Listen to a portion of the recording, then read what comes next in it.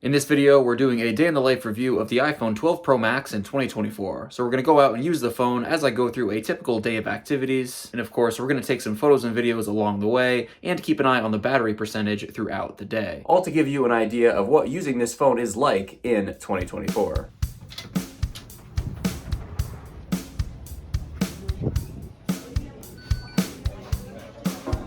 So as usual, I want to talk some general information about the 12 Pro Max and also compare it to the very newest iPhone 15 Pro Max, as if you're interested in this phone in 2024, some context as to how it compares to the latest Pro Max iPhone right now is helpful to know. So the 12 Pro Max was released back in late 2020 and it features a massive 6.7-inch OLED display with a max display refresh rate of 60 Hz with a max screen brightness of 800 nits in typical environments and 1200 nits when watching HDR content. This display holds up quite well today for the average phone user. The phone features flat stainless steel sides with a glass back design, which feels and looks very premium in 2024. For the most part, this is the same overall design that the newest iPhone 15 Pro Max has. Of course, there are plenty of noticeable design differences, which we'll talk about in just a little bit, but fundamentally, it's the same aesthetic. The 12 Pro Max is powered by the Apple A14 chip, and it has 6 GB of RAM, and this phone remains well optimized on the latest iOS 17 software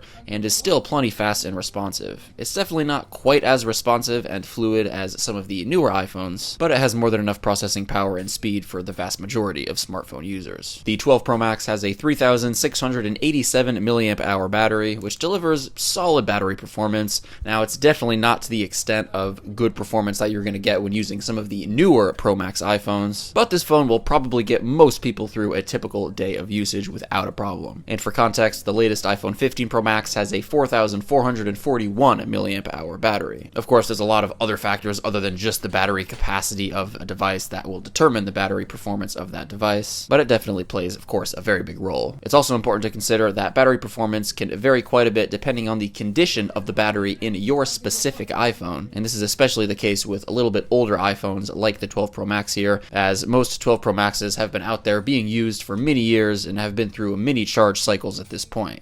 By the way, the 12 Pro Max I'm using in this video has a battery health capacity of 93%. And of course, like every Pro Max iPhone, it features the classic array of 3 rear-facing cameras. They're all 12 megapixels in this case, of course featuring a main lens, an ultra-wide lens, and a telephoto zoom lens. And I want to take a moment and thank Magback for sponsoring this video. Magback's iPhone cases feature a minimalist design that has raised and padded corners for maximum protection. These cases also feature a soft, grippy texture to prevent the phone from easily slipping out of your hand or pocket. Magback's iPhone cases are fully compatible with MagSafe chargers and accessories, and Magback actually makes some great MagSafe products themselves, such as their multi-charger, which allows you to charge your iPhone, AirPods, and Apple Watch simultaneously, all while maintaining an ultra-slim design. It also allows you to mount your iPhone both vertically and horizontally. The horizontal orientation works great with iOS 17's standby mode, by the way. Magback's wallet is another great MagSafe accessory that'll store any cards you need and will firmly attach to the back of your iPhone with best-in-class magnetic strength. The wallet also comes with a lifetime warranty. Magback's iPhone cases come with mag sticks in the box, which are strong magnetic strips that you can mount in your car or anywhere else to mount your phone wherever you want. I'll leave a link to where you can check out Magback's products in the video description down below, and if you use discount code ULTIMATEDV15, you'll get 15% off your order.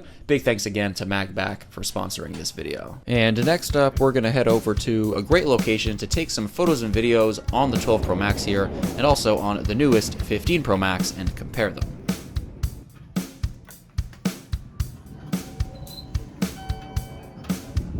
So the 12 Pro Max has a very good camera system that's going to provide more than enough photo and video quality for the average person. And I think it still holds up quite well, even when compared to the newest 15 Pro Max's photo and video quality. The 12 Pro Max's main camera lens is once again 12 megapixels with an f1.6 aperture, and the newest 15 Pro Max has a 48 megapixel main camera lens with an f1.78 aperture. So the 12 Pro Max's main camera outputs 12 megapixel photos, as you'd expect. However, the newest 15 Pro Max's main camera outputs 24 megapixel photos by default as a result of that 48 megapixel lens and a new image processing method Apple uses on the iPhone 15 models. So photos taken on the 15 Pro Max are going to be sharper. This is going to be most noticeable when zooming into a photo you've already taken. The photos taken on the 15 Pro Max have noticeably more sharpness and detail in comparison to the photos taken on the 12 Pro Max. But this being said, the photos taken on the 12 Pro Max are plenty good for the vast majority of people. Now, the optical zoom level for the telephoto lens on the 12 Pro Max is 2.5 times. Now, on the 15 Pro Max, the optical zoom level for the telephoto lens is actually 5 times, which we're going to take a look at in just a second. But due to the newest 15 Pro Max's main lens being 48 megapixels,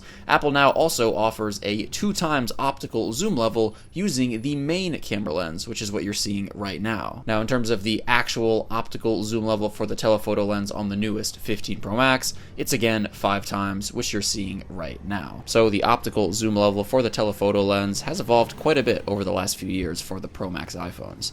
This being said, though, you can of course still get a digital 5x zoom on the 12 Pro Max, which you're seeing right now. It's definitely not quite as sharp, but again, for most people, it's probably going to be good enough. And in terms of the max digital zoom capability for photos on the 12 Pro Max, it's 12 times, and for the 15 Pro Max, the max digital zoom for photos is 25 times. So you do get considerably more digital zoom on the latest 15 Pro Max. This is, again, an area that you do miss out on a little bit with the 12 Pro Max if you take a lot of closely zoomed photos. And in terms of the front camera, the 12 Pro Max has a 12 megapixel front-facing camera with an f2.2 aperture, and it looks fantastic. The newest 15 Pro Max features a 12 megapixel camera with an f1.9 aperture, and the 12 Pro Max holds up quite well in this regard compared to the 15 Pro Max. And here's some video footage shot on the 12 Pro Max and the 15 Pro Max as well, all at 4K 60 frames per second. And for average video recording like this, I don't notice much of a difference. The 12 Pro Max holds up very well in this regard.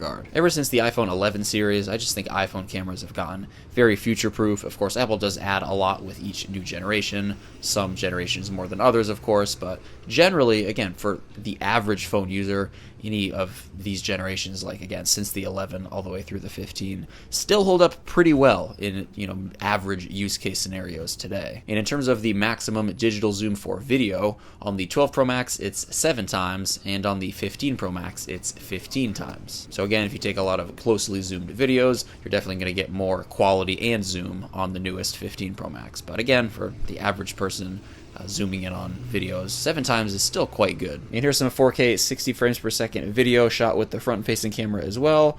Nothing to complain about at all, so you're not going to have any issues with the front-facing camera for your Zoom calls or FaceTime calls. And guys, there is a host of new camera features that the 12 Pro Max lacks that Apple has added in the several generations of iPhones since the 12 Pro Max's release back in 2020. I wouldn't say any of these features are essential for the average user. They're more of nice-to-have additions. And when using an older iPhone like this is to be expected. And considering this is a 3.5-year-old phone that still takes photos that are this similar to the newest 15 Pro Max's photos, is a true testament to how future-proof modern iPhone camera hardware has become. But alright, after grabbing a quick bite to eat, we're gonna head on over to the cafe to get some work done.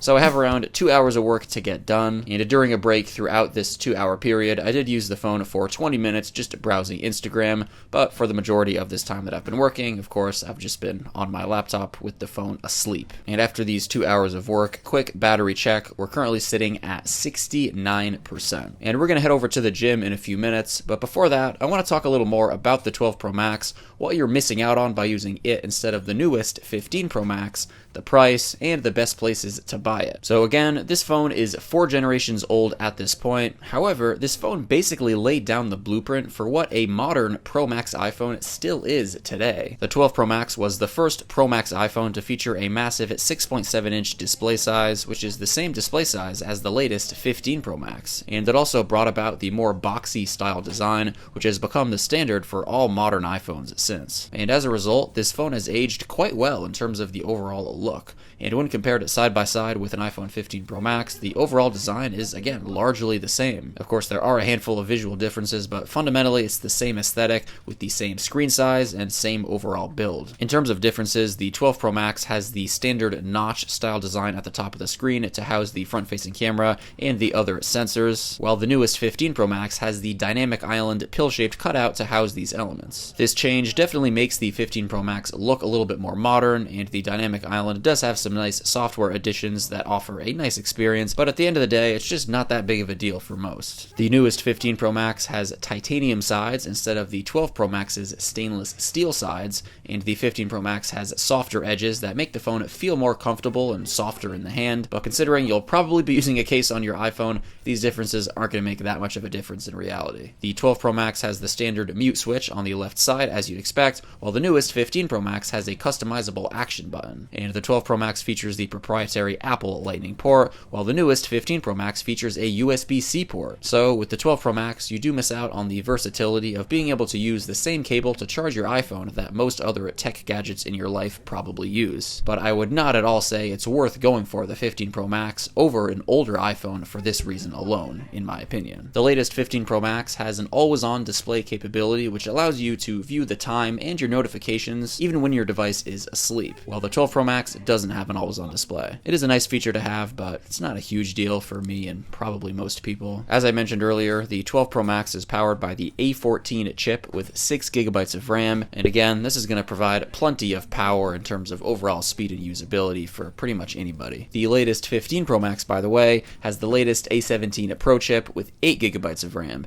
and I will say the 12 Pro Max isn't quite as fluid and zippy as the 15 Pro Max is, but it's a pretty small difference in the grand scheme of things. Now, when buying older tech, it's also important to consider longevity in regards to future software update support, and it's pretty safe to say that the 12 Pro Max will get the next 2 major iOS versions, being iOS 18 and iOS 19, but beyond that is uncertain, as in recent years, Apple typically gives iPhones 6 or 7 years of major iOS update support, and the 12 Pro Max is currently midway through its 4th major iOS version with iOS 17. So having a shorter lifespan in terms of OS updates is one of the big downsides to buying iPhones that are around 4 generations old or more, but the big upside is of course the cheaper prices, which we'll go into detail on in just a second. And something else that contributes to fluidity is display refresh rate. As I said before, the 12 Pro Max has a 60Hz display refresh rate, while the latest 15 Pro Max has a ProMotion display with an adaptive display refresh rate that can go all the way up to 120 Hz